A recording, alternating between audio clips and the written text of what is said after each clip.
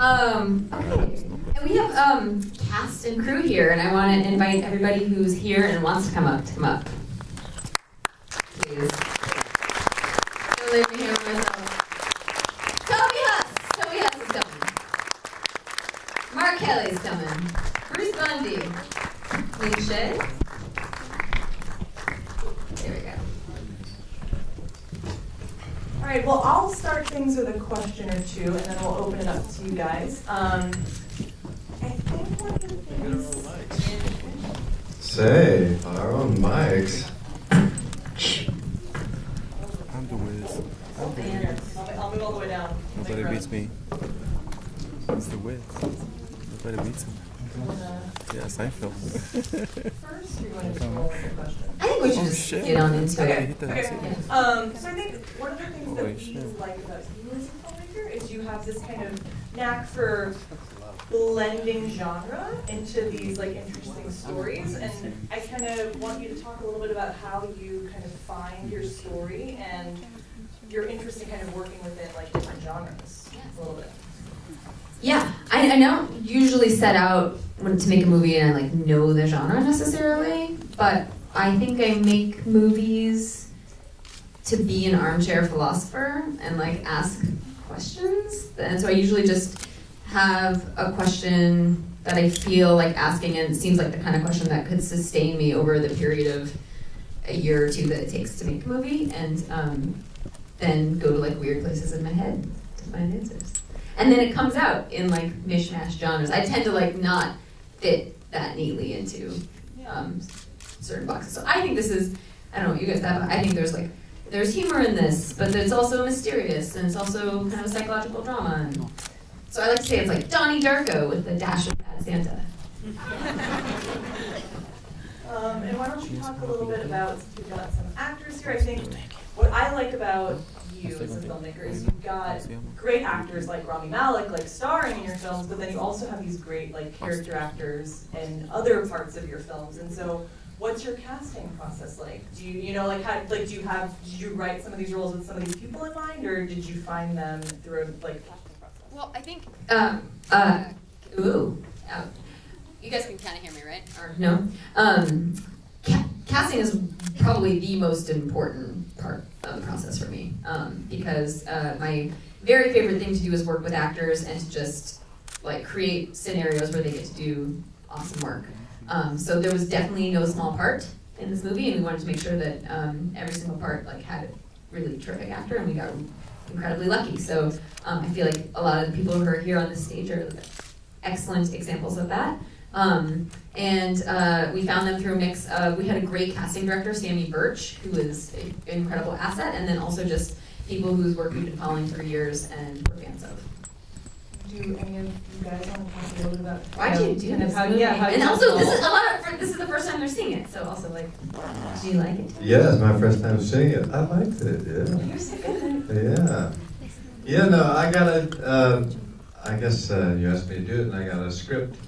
And the script was, you know, like 60 pages and had drawings in it. Yeah, it had drawings in it. And I went, fuck yeah. Let's do that one. That sounds good. And it's out in Montana. Toby's this became like the sort of gang sign of our crew. Like yeah, but I was looking at the onion with the two asses on it. Yeah. I came on board totally psyched. I saw Midnight Swim here 2 years ago and got to meet Sarah and her awesome husband, Shaheen, who shot the movie, and it was just, you know. He doesn't want to come on stage. He's back there. It's a great opportunity to work with great people in beautiful Montana, and I got my hair. Out of the box. Nice. And there was this super creepy, great hotel we shot in too. Yeah, it was like legitimately creepy. Yeah, it was good. That little ramp that he came down. We got robbed twice. You did? Can I say that now? I think we can say that. Oh no, really? I mean, the production. It was like a light robbery. It wasn't like super successful robbery. It was before Malik hit it big, I think. So who knows? Yeah, that was special. Just living where we were shooting. being a hotel employee, I mean, it was quite a staycation. All right, we'll open it up to you guys. Do you have questions? Light? Can't, no? All right, I can keep going. It's fine. Is there one? Oh, yeah. How long did it take you guys for production? We had 18 days in Montana, and we were supposed to have 2 days on the ocean, and it turned into 1 due to weather. And like and day in LA to do all the TV stuff, I guess, so technically 20. Yeah, right there. What was your question? Oh, good one. Very good. I was asking whether freedom is possible in a universe governed by causality, and whether you want it once you get it. And I think that was the main question, but there are others as well. Like the fat man in the cartoon with the underwear running around. Right? Huh.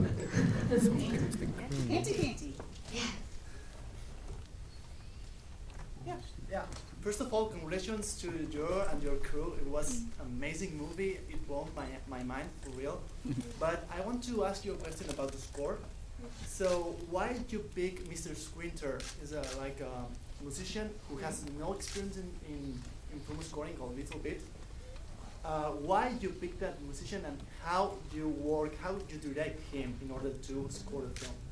So Mr. Squinter had composed a beautiful song for the Midnight Swim, and then also I did a short segment of a movie horror anthology called Holidays, and he did an amazing song for that too, so I already knew of his talents.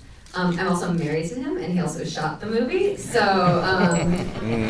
it was like, I knew Mr. Squinter, aka Shaheen said, is hyper talented and I knew he was like a little shy about his music. He's been making beautiful music without showing anyone for many years, and I thought that this would be such an amazing, aesthetically I knew he was the right choice for the movie, and I thought this would be such a cool forum for you guys to start to hear his music.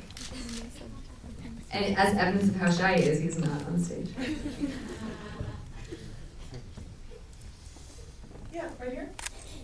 Somewhat in line to his question in regards to the music, but the sound design of the film is very intricate, and I'm just wondering, was that in your script? Was some of that pre-planned, or was that dealt with later?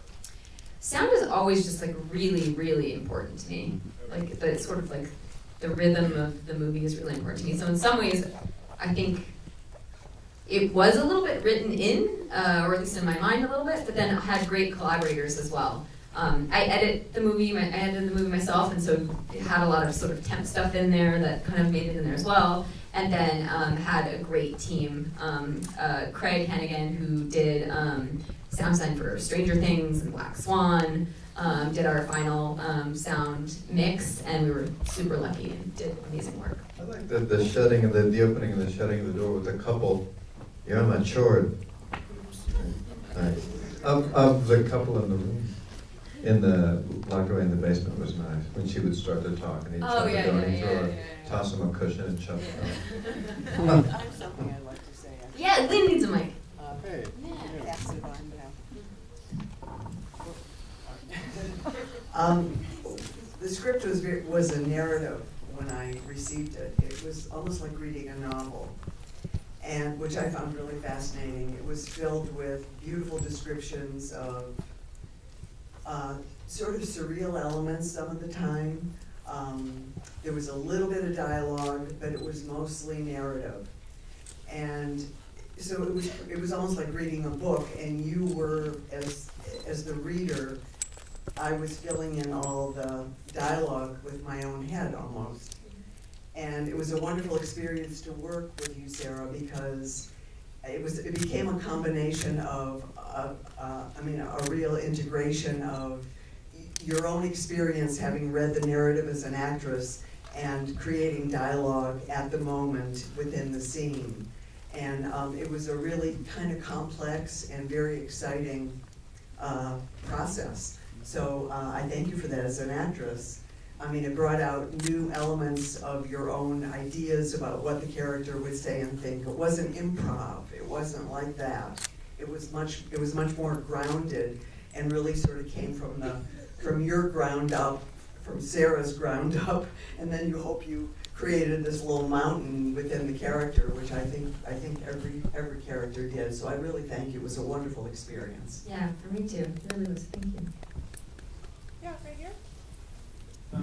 Yeah, I just wanted to ask, in terms of the film, there are a lot of themes in the film that are very relevant in terms of the issues of paranoia, religiosity,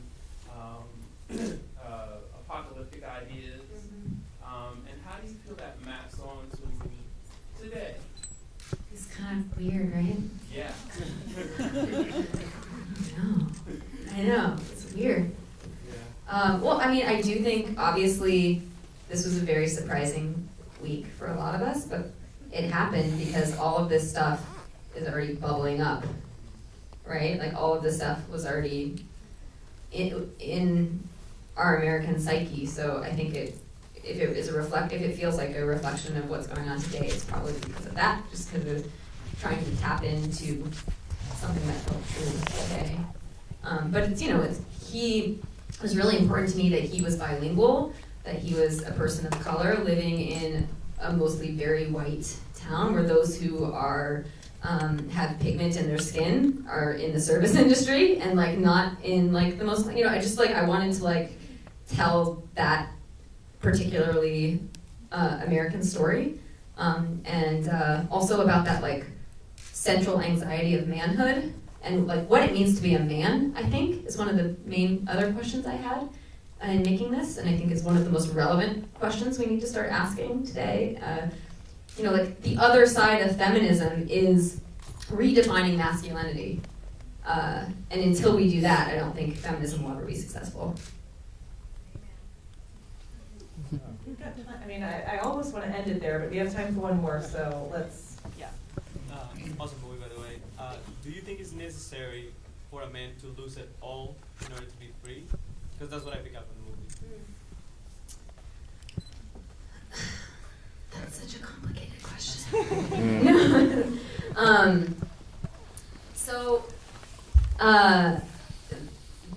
I'll try to put this succinctly, but I think this movie posits this notion that